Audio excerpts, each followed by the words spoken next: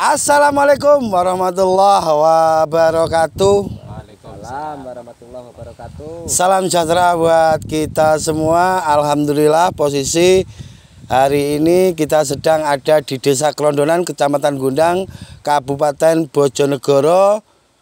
Hari ini saya didampingi oleh para senior saya. Di samping kiri saya ada Kang Mawan yang merawat tanaman Gusman Bojonegoro yang saat ini usia 54 HST. Iya, 54. Yang kita janjikan nanti akan kita panen di 70 HST up. Berat. Di sebelah kanan saya ada sang owner Tajuk G, Mas Hendy Gede.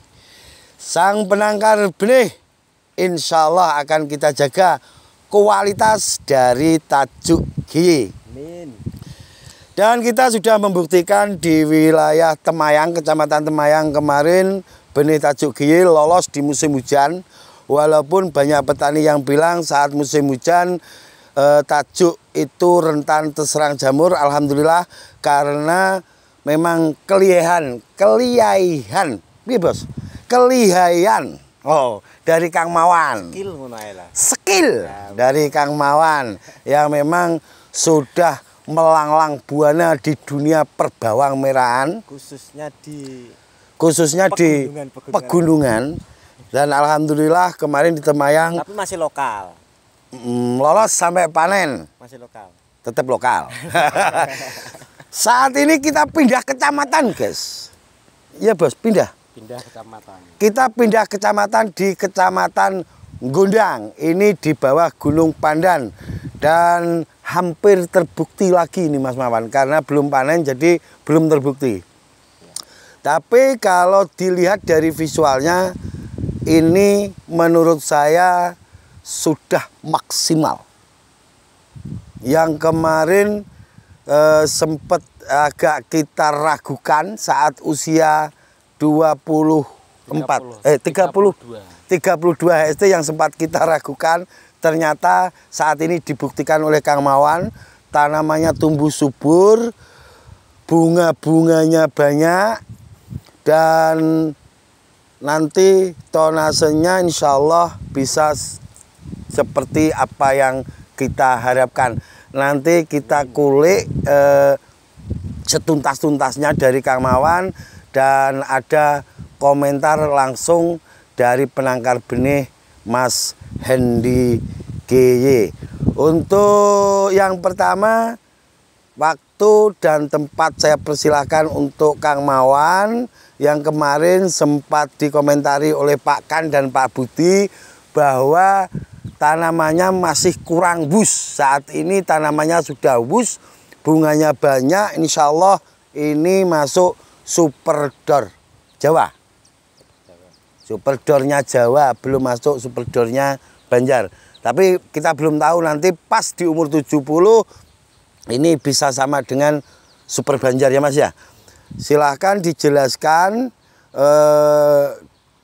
tanah sini modelnya seperti apa, terus pakai pemupukan seperti apa, dari benih berapa, habis pupuk berapa. Karena banyak yang nunggu ini jadinya dipupuk sampai berapa kali. Enggak. Oke, assalamualaikum warahmatullahi wabarakatuh. Waalaikumsalam warahmatullahi wabarakatuh. Jumpa lagi dengan saya, jangan bosan-bosan ya para viewernya Mas Gusman Bojonegoro sama viewernya Tajuk G Mas Hendy khususnya. Pada kesempatan yang bahagia ini alhamdulillah owner Tajuk G mendatangi tempat saya. Asal usul saya di sini alhamdulillah dari kemarin sudah saya arep-arep kapan juragane kita kok. Ternyata alhamdulillah untuk saat ini Mas Hendy datang ke lokasi bawang merah. Ini tanaman usianya 54 HST dari bibit 300 kilo. Seperti biasa untuk masalah pengolahan lahan tetap kita melakukan pengolahan lahan dengan baik dan benar. Tapi wilayah sini termasuk daerah pegunungan, jadi lahannya itu undak-undak atau terasairing. Untuk pemupukan pertama tetap di usia 10 HST. Pemupukannya tetap pakai NPK. Yang kedua usia 20. Yang ketiga kemarin usianya 34 HST. Untuk pemupukannya sendiri tetap menggunakan NPK itu tadi, tapi kita lihat kondisi tanamannya itu yang dibutuhkan seperti apa. Memang dari kemarin sih ada kendala. Kendalanya cuacanya sangat panas. Terus airnya kemarin ada kendala dari sumurnya sendiri kemarin ada kerusakan. Jadi saya sudah berusaha semaksimal mungkin. Tetap saya syukuri alhamdulillah tanamannya walaupun belum menjadi super door, insya Allah masuk kriteria tetap A, tapi belum A1. Seperti itu Mas Gusman. Dari benih 300 kilo habis pupuk berapa? Total pupuk sekitar kurang lebih habis 5 kuintal. Habis 5 kintal. Untuk penyiraman berapa hari sekali, Mas? Penyiraman 3 hari sekali. Penyiraman 3 hari sekali. Oke, terima kasih. Monggo.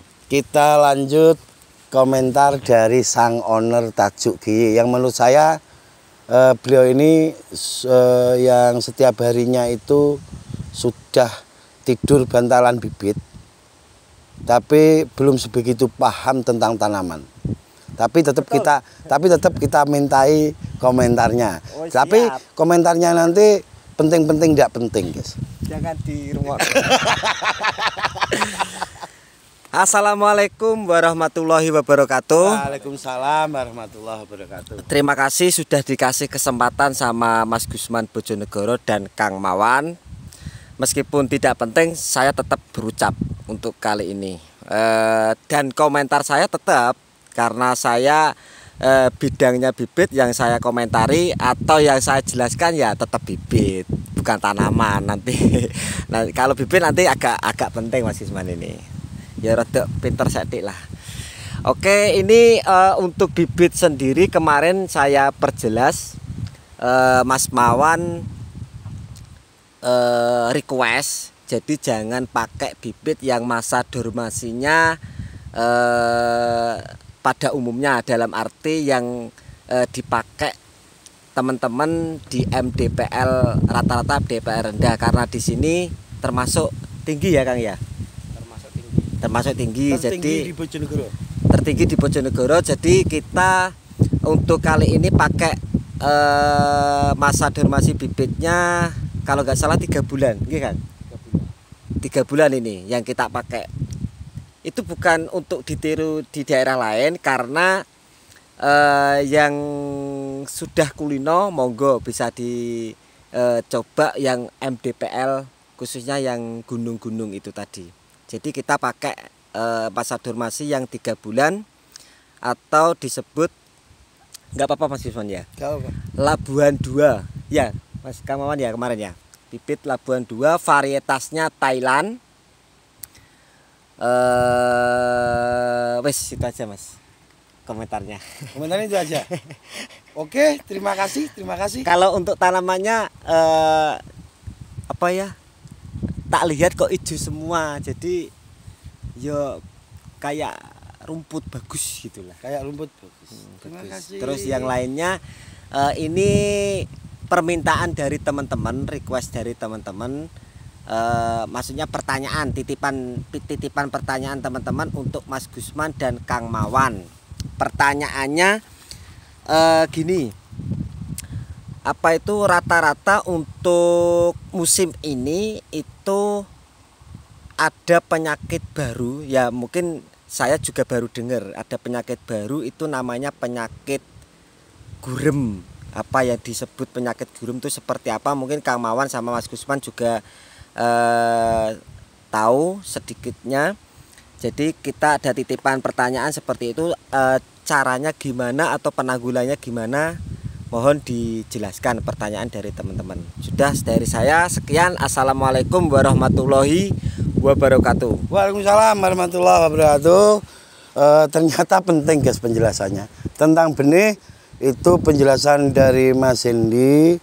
Bahkan saya sendiri masih selalu bertanya-tanya tentang benih karena saya pengen selalu belajar dan sharing ke Mas Hendy. Dan kalau untuk masalah komentar tanaman menurut saya penting-penting tidak penting.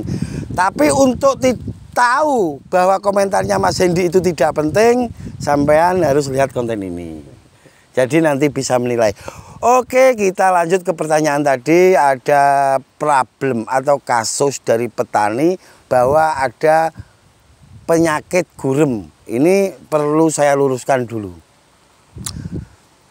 Kalau gurem itu tergolong hewan gurem sebangsa mime, ulat atau grandong, berarti bukan penyakit, itu hama.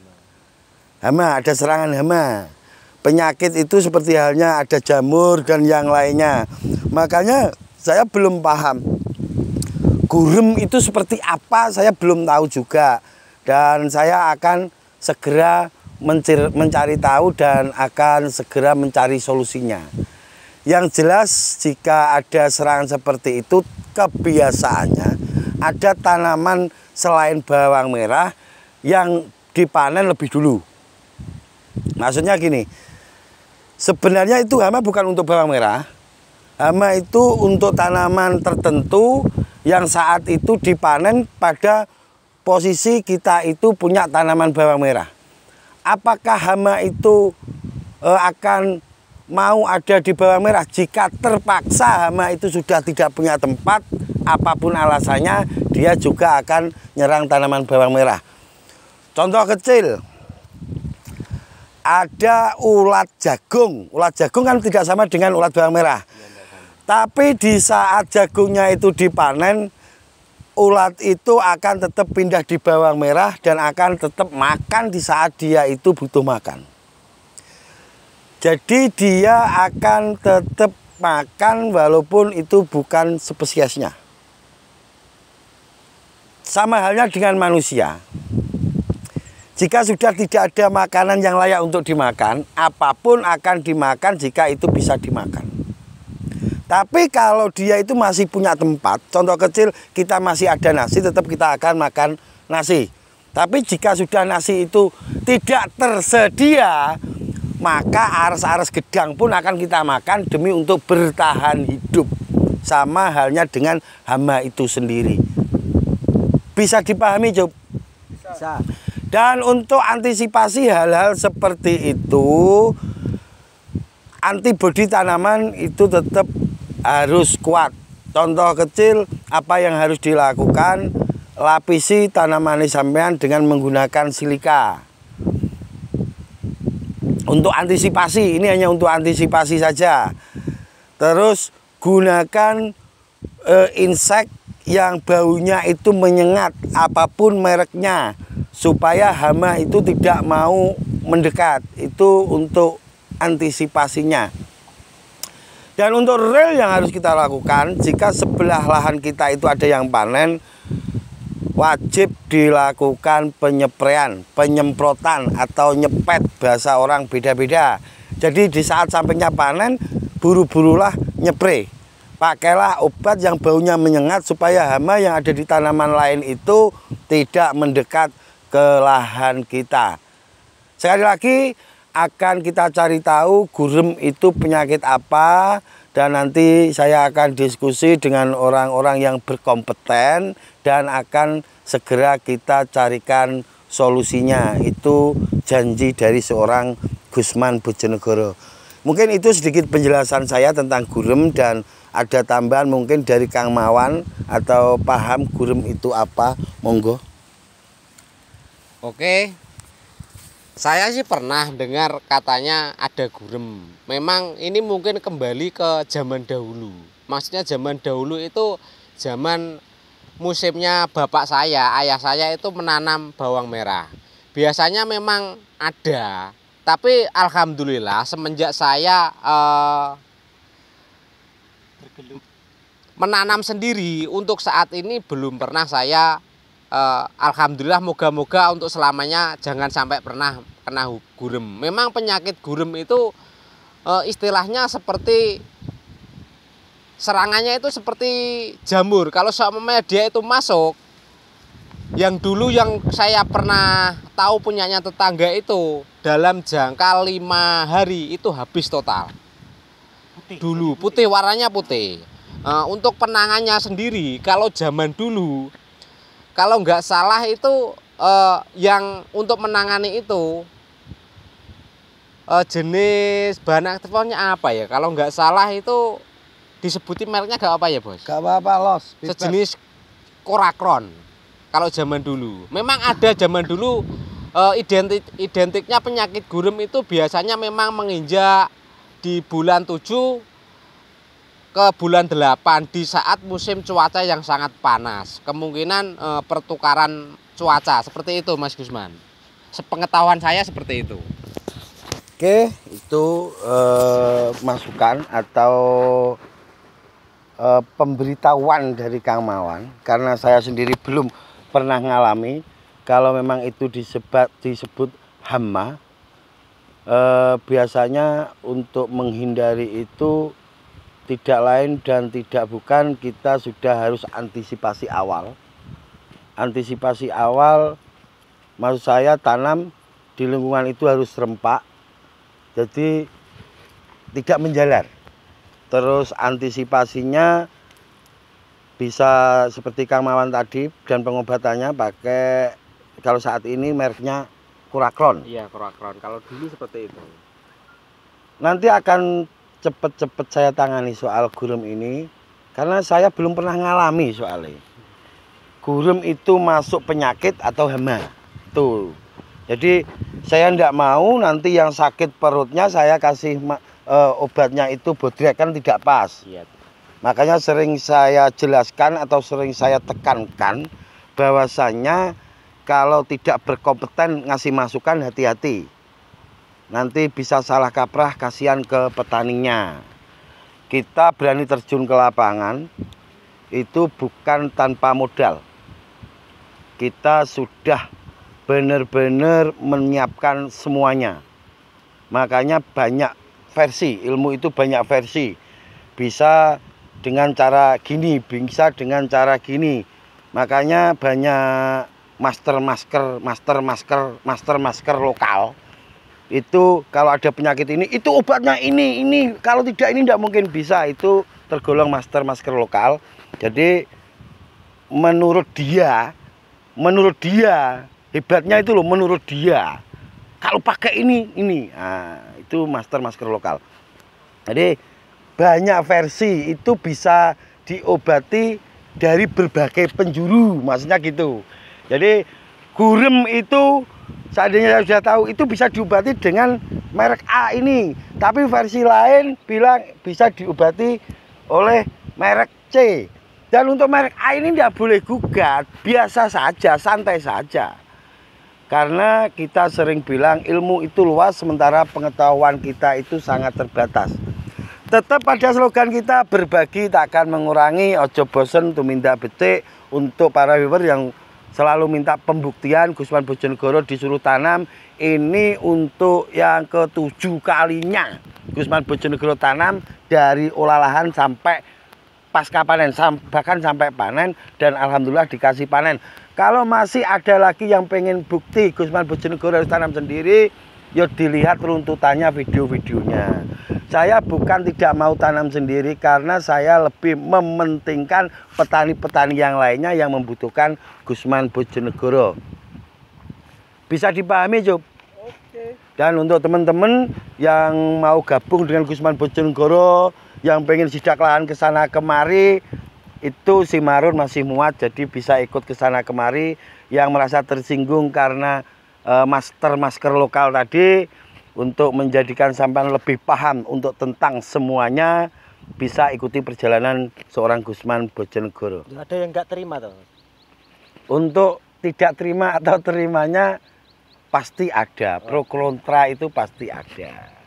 Itu yang akan menjadikan kita itu nanti kedepannya bisa lebih dewasa untuk menghadapi semua petani. Tapi bagi Gusman Bojonegoro membantu petani pro maupun kontra sama saja, tidak ada bedanya. Sampai nyanjung Gusman pun tanaman sampai tetap akan dibuli. Jadi enggak ngefek kan Gusman, enggak ngefek. Sama saja, yang penting tujuan kita itu berbuat baik dan berbagi. Oke. Ada yang mau ditambahi? Tidak. Yang jelas tadi penjelasan dari Kang Mawan sangat penting, bisa diikuti cara Kang Mawan. Penjelasan tentang benih tadi dari sang owner Tajuk GY itu yang selalu buat acuan saya karena beliau sangat pengalaman di benih walaupun tidak pengalaman di tanaman. Betul. Oke, itu sedikit informasi dari kami. Semoga bermanfaat. Dan yang mau ngasih masukan, mau ngasih bulian, los ada di kolom komentar. Karena kita tidak mau ada dusta di antara kita. Yang tidak suka langsung bilang saja tidak suka. Tidak suka tanamannya atau tidak suka orangnya, langsung tulis di kolom komentar. Dan untuk mensiasati harga saat ini yang sedang turun, tapi insya Allah sebentar lagi akan kembali up. Ini insya Allah nanti akan kita proses sendiri jika tidak cocok dijual di lahan. Seperti itu. Karena jere Kang Mawan adem terus, gak dikejar Mbah Ri. Jadi santai. Santai saja. Dikejar Mbah Ri piye? Nah ya kalau yang dikejar Mbah Ri otomatis panas, Bos. Terus? Harus dijual di lahan. Karena tidak dikejar Mbah Ri, jadi kita santai. Kita maksimalkan tanaman ini dan akan kita buktikan ke owner Tajuk GY bahwa ini bisa mencapai 70 HST. Kita buktikan. Siap, kita buktikan. Oke, akhirul kalam. Wabillahi taufik walhidayah walinayah. Assalamualaikum warahmatullahi wabarakatuh. Waalaikumsalam warahmatullahi wabarakatuh. Gawe ndet, gawe thumbnail. Kita thumbnail. Ngene. Ngene. Ngene Jub, ngene Jub. Ngene Jub. Ngene Jub. Ngene Jub. Tiga tadi Jub. Wis.